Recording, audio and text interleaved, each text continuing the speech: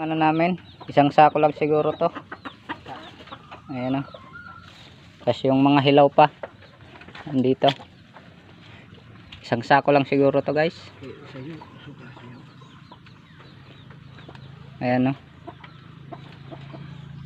Ano yun na lang to ni Papa, ikamada na niya. Tapos para ano, lutuin uli kasi may mga hilaw pa. Ayan guys o, Papa. Buti na lang may trapal tong ano natin guys, hindi nabasa ng ulan. Pag umulan naman madilim naman kasi. Ayan guys o, yung kamay natin itim ano sa sanyog. Ayan guys o, dito Papa ho, kay makasuhon dito, puro dito.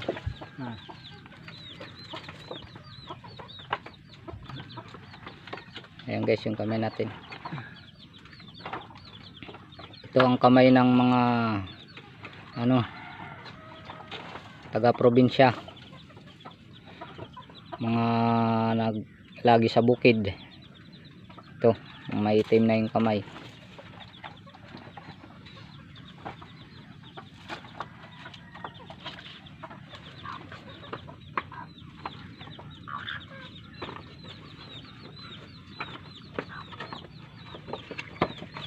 Ayan guys oh.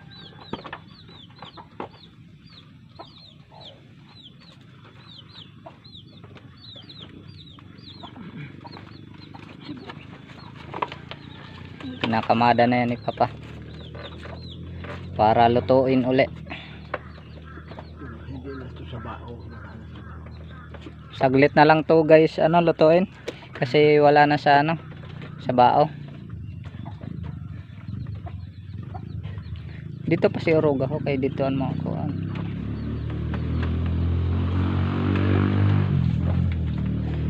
Diniho kulang yung dinikuan.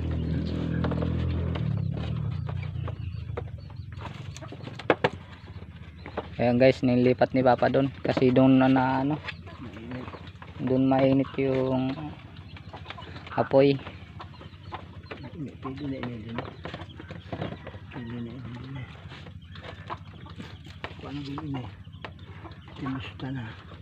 Ayan guys oh.